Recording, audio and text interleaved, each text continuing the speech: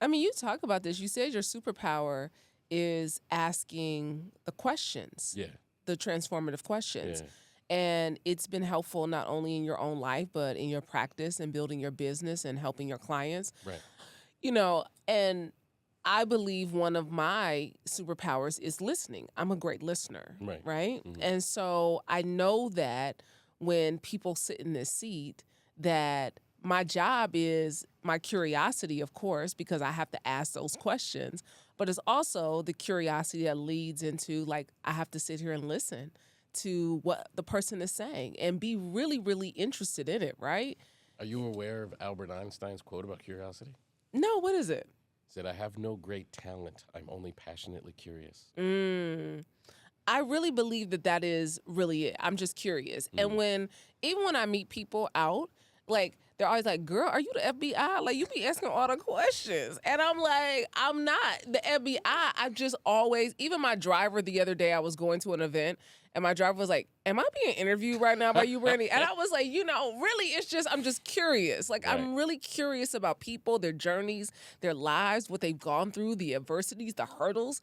Like I really am interested. And I think that that speaks to so much of how you have created this solution based, method of therapy, Mm. of getting people to ask themselves those type of questions that shift their mind in their life. I think it's true. Well, to be fair, I didn't create it. Um, what did I do? I evolved it. When I went to graduate school, I went to graduate school knowing God sent me here. Like I knew it. Like Wow. when I was in undergrad, I knew that I had just experienced this transformation in the moment I explained earlier. But by the time I got to graduate school, I was very aware this is what God wants me to do. But I don't know if people are prepared to hear this or not. But when you go to graduate school to become a psychotherapist, they don't teach you how to be a psychotherapist. They teach you just a bunch of theoretical nonsense. They make you read research, which is nonsense. They make you memorize who created therapy approaches and the places that they did it and the dates that they did it, which doesn't help you heal anybody. But I had just been through my own healing journey. I knew, without a shadow of a doubt, the single most powerful thing on someone's healing journey is hope. I knew that. I was very aware of it. I didn't need to be taught that. I learned that through the school of hard knocks. I Yeah. learned that through my life experience. So then I go to school, and they're not talking about hope. They're talking about like how to diagnose people with depression and anxiety. And I found myself with a very powerful fear. And my fear was, if I listen to you people and I start looking at my clients through the lens of their problem, then I'm going to relearn how to look at myself through the lens of a problem. And the last time I did that, it almost killed me. So I'm not going to do that. I'm not willing to look at somebody as a problem. And one of the most powerful things I realized through my own healing journey is there is no such thing that, like, this is so important. I want everybody to understand this. There is no such thing as a perfect person. And I think nobody would really argue that. There is no such thing as a perfect person. Well, if we accept that's true, if we accept that as true, then that must also mean there's no such thing as a perfectly imperfect person either. So that means every amazing person has some flaw, and every flawed person has some amazing. So now I'm in graduate school, and you're asking me to look at people's flaws, and I can't do it. I can't, because I don't want anybody looking at my flaws. I can't do it. And it just so happened. Remember I told you, like, the world rewards you when you were on the path? Yeah. So at that moment where I'm like, I can't do this,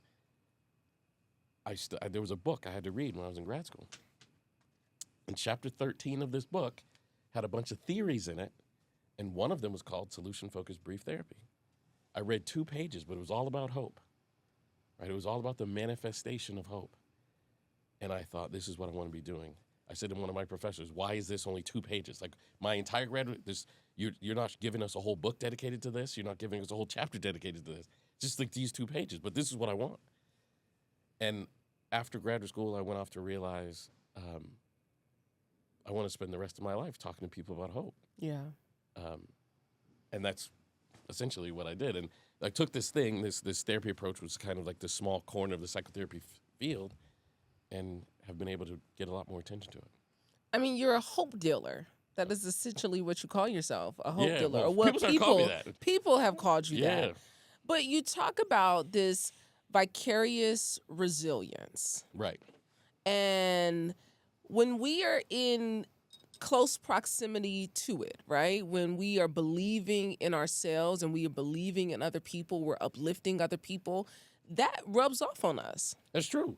I mean, no matter what you attend to, it's going to rub off on you. And in the field of psychotherapy, because we're all trained to attend to trauma, pain, troubles, symptomology, if I spend my entire day, 8 hours a day, 5 days a week, talking to clients about their pain, their addictions, their flaws, their difficulties, I'm going to start, it's actually called vicarious trauma, which means I could talk to you about your trauma, a trauma I did not experience, Yeah. and I can go home with the symptoms of your trauma. Mm-hmm. I totally believe that. It's true. 1,000% no. Well, again, if that's true, then the opposite is equally true. If I sit down with you, and this is such a cool thing, if I sit down with you and I'm like, hey, Brandy, you've created this like amazing podcast space. Can you tell me how you did that? How did you know you could do it? What was your first sign that it was successful? When it got really, really difficult, how did you keep going? I'm going to get inspired. And I'm going to go home and I'm going to do something that I otherwise wouldn't have done because I was inspired by your story.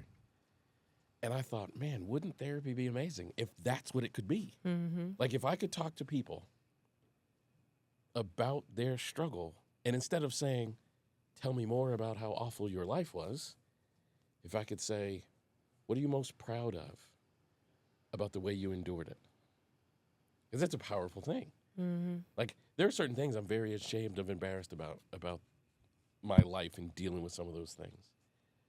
But I can tell you one of the things I'm most proud of is I've never, in anger, put my hands on a woman, ever. Yeah. And I remember being in the 7th grade, we had an assembly, and the assembly was about domestic violence, and the lecture said if you are currently experiencing domestic violence in your home, you're 52 times more likely to be the perpetrator of domestic violence. And I remember being in the 7th grade, hearing that and going, I'm screwed. And now here I am, 48. Yeah. I didn't do it.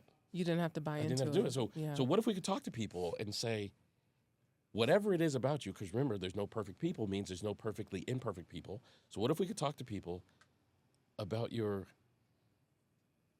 beauty instead of the ugly parts? And what if, in talking to people about their beauty expands? And what if, in talking to them about their beauty, which is now expanding, what if in that expansion creates healing? And what if that healing creates ripples through the family? That, to me, became, I'm going to do this. Yeah. I didn't care what it paid. I didn't care how many, followers I got. I didn't care about none of that. To me, it was like, this is what I'm doing. Yeah. And this is what I feel like all the way back to that dorm room. I think this is what God was asking me to do. If that blessed you, trust me, you've only scratched the surface. There's so much more wisdom, truth, and transformation waiting in the full conversation. Click the link in the caption below to watch the entire interview. And don't forget to like, comment, and subscribe so you never miss an episode of Vault Empowers Talks.